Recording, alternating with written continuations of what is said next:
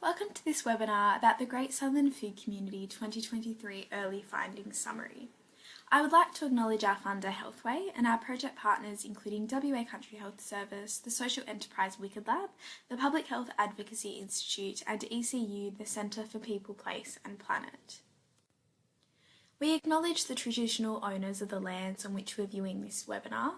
We recognise their continuing connection to the land and the beautiful ocean and thank them for protecting this country for thousands of generations. We respect all elders past and present. So just as a refresher, our project aims to identify, map, evaluate and strengthen food security initiatives across the WA regions. And in particular, for this case, that's supporting food security action in the Great Southern region. Now I'm going to take you through some of our Great Southern Food Community Project activities to date. And that includes the project launch, which we held in Albany and online in October of 2022. We then conducted 28 interviews capturing 30 initiatives with people running food security initiatives across the Great Southern. We then returned to Albany in June of 2023 to hold our results sharing and action planning workshop, where we co-designed action plans with initiative leaders who had previously participated in an interview to further strengthen their work. And at our launch in 2022, we asked people what vision they had for a food secure Great Southern region, and with those insights we created this graphic recording that you can see here to showcase the kind of themes people wanted to see. So they wanted to see things like training and programs such as education on cooking, nutrition, food safety and budgeting. Another theme was local food hubs, so reducing barriers to community accessing farmers and local produce. Another one was universal dignified access to food relief, so providing quality, traditional and multicultural food. Another theme was strengthening existing initiatives, such as promoting the use of Shire community kitchens for programs and activities. And then another theme was strengthening community cohesion, such as reducing stigma around socioeconomic status. So this vision was based on the brainstorming activity at the launch, but it was also shared through social media sites in the Great Southern region to get people's additions and feedback, and we also asked people to circulate it through their networks so that they could also contribute to this vision. Then during the interviews with initiative leaders, we also asked them for their vision of a food secure Great Southern region. And some of their additions included increasing healthy food availability and access for all, increasing access and use of locally grown produce, an increase in community-driven food initiatives such as edible streetscapes, community gardens, food stalls and food swaps, increasing food growing, cooking and nutrition education knowledge and skills, and an increase in government action addressing barriers to food security. Next up, I'll take you through a snapshot of our results that we've uncovered after our first round of interviews and action planning in the Great Southern. So this includes we conducted 28 interviews and looked in depth at 30 initiatives focusing on food security. Then when we asked initiative leaders who they were working in partnership with, we found that there were 74 partnering organisations. So when we interviewed people, we asked them things like who they work with, where they get their funding from, and this helps us to build a map or an understanding of the kinds of different organisations that are working to implement these initiatives. Then we also mapped the interviewed initiatives against the dimensions or aspects of food security, and some can address multiple where relevant. So we found that there were 11 initiatives focusing on food availability, 19 focusing on food access, 10 focusing on food utilisation, 1 focusing on the stability of those first 3 dimensions, 1 focusing on agency and 4 focusing on sustainability. So we know that there are more than those 30 initiatives that we interviewed happening in the Great Southern region, but this is just a snapshot of what's happening. Then this image here gives you a picture of the types of initiatives we interviewed. So there were 9 emergency food relief and community programs, 7 food literacy and health promotion initiatives, 7 community gardens and or food swapping groups, 5 networks and or alliances, 1 farmers market or food event, and 1 policy or strategic plan. And of course, as I mentioned, these types of initiatives are spread across various dimensions of food security, and some may cover multiple as well. For example, food access is covered by food relief and community programs. Food utilisation is covered by food literacy and health promotion initiatives. And then both food access and availability is covered by community garden type initiatives as well. Then we've also mapped the interviewed initiatives across the lifespan to showcase where the focus areas of the initiatives are and where there are some spaces for opportunity. So as you can see, majority of the initiatives that we interviewed are focused on school-aged children or adults, and they are less focused on early years, youth, or senior or older adults. Then we've shown this information in another way through a socio-ecological model, and this shows the different levels of intervention that these initiatives are focusing on.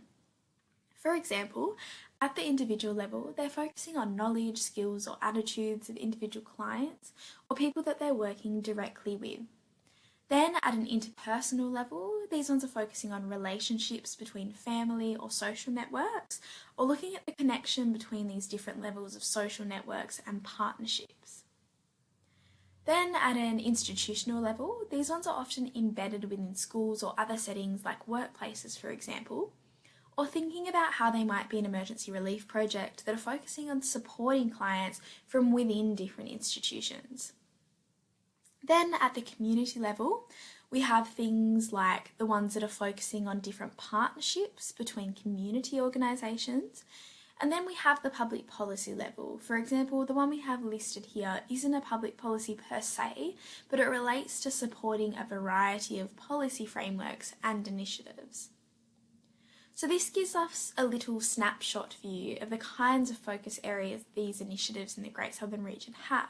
So they're more at that interpersonal and institutional level and less at that individual, community and public policy level. So as I mentioned earlier, during the interviews, we asked people who they work in partnership with, where they get their funding from and who their stakeholders are. And this helped us to build this partnership map, which you can see here, which we generated through the Wicked Lab software. So this map helps us to understand the kind of different organisations that are working in the space and how they potentially work together to implement initiatives. So in terms of these stakeholders, partnerships and collaborations, there were on average 2.5 partnering organisations per initiative, and the two main types of organisations were not-for-profits and businesses. So this really just shows us a bit of a range of the different types of collaborators that are working on food security in the Great Southern. So next we have our Great Southern Transition Card, or our Systems Change Map, which really visualises how the Great Southern Food Security System is contributing to 36 systems change characteristics across 9 different focus areas. So it shows the 30 initiatives that we interviewed down the left side here, and they're listed in terms of the name of the initiative. Then all of these columns are the 9 different focus areas that make up our framework, and you can find more information about that in some of our other webinars. Then the coloured tiles indicate whether the initiative possesses the focus area's characteristic. So each characteristic aligns with a question asked during the interview, and then the same coloured tiles are all of the characteristic for that one focus area. For example, the red tiles are the 8 characteristics under focus area 1. So if the tile is coloured, then the initiative possesses the characteristic, and if it's blank, they either responded no to our question or couldn't provide evidence as to how they possess the characteristic. So there's no right or wrong answer, and it's not necessarily a bad thing if they don't possess them. It just offers these windows of opportunities to strengthen different parts or aspects of the initiative through small tweaks or changes. Then you can see that we have these 3 red boxes, so they're the focus areas which have the most windows of opportunity. So focus area 5, 6 and 7 and 8 and 9 here are the different focus areas that we had identified to work on in our action planning workshop when we went back to the region in 2023.